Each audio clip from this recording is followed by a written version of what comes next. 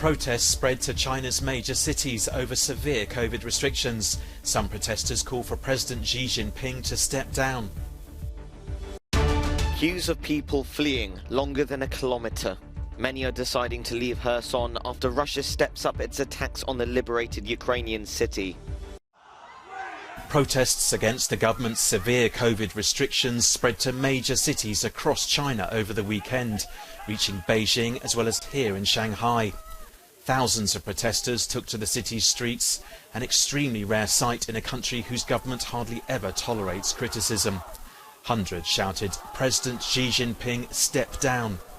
The boiling over of public anger was sparked after at least 10 people died in a fire in an apartment block in the city of Urumqi in the northwest. Many of the protesters suspected the tragedy was made worse by the rigid COVID rules that have continued even as most of the rest of the world has dropped their restrictions.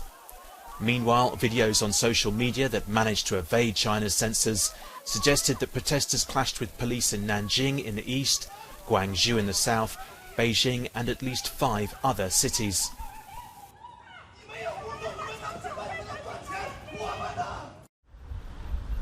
In Kherson, queues of cars stretch as far as the eyes can see. Many Ukrainians are deciding to leave the recently liberated city. Russia has stepped up its attacks in the region, with civilian areas being hit. For many, there's simply no choice but to flee. They shell us. There's no other way. I don't see another way. After 3 to 4 days after they left Kherson, strong shelling started.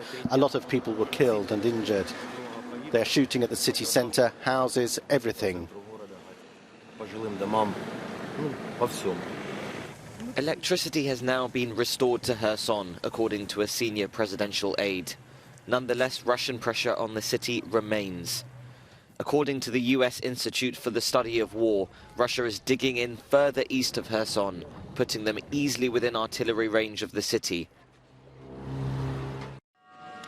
Belgium's Prime Minister has travelled to Kyiv to attend commemoration ceremonies in memory of the Holodomor, which roughly translates to death by hunger. In the 1930s, the Soviet Union seized Ukraine's grain and livestock, causing millions to starve to death. Kyiv has since accused Moscow of returning to such tactics, as it caused sweeping blackouts in Ukraine as winter approaches. The foreign minister of Belarus, Vladimir Makai, has died suddenly at the age of 64. He held the position since 2012 and maintained it while his country allowed Moscow to launch its troops from Belarus into Ukraine. He was still actively working before his death, and just last week was in Armenia's capital Yerevan for a summit. Pakistan's former Prime Minister Imran Khan told a crowd of tens of thousands of supporters that he would fight with his last drop of blood as he works to press the government to call a snap election. During the event, he also cancelled another protest march because he feared it would cause havoc in the country.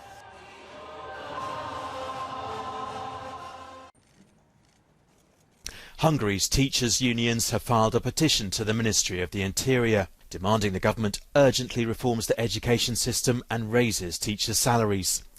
Teachers, parents and students have been demonstrating for months. After filing the petition on Saturday, thousands marched to the Parliament. Freedom of education, an independent Ministry of Education, and most of all a salary rise, because there'll be no young people who would take our place and continue teaching. We're demonstrating because our system of education can no longer be called a system of anything. It's a hot pile of mess as it is. It needs radical and comprehensive reforms. So far, the government has responded by amending laws to limit teachers' rights to go on strike. And President Orban has said that he'll only raise teachers' salaries if the EU releases funds that it's withheld over a row about democracy being eroded.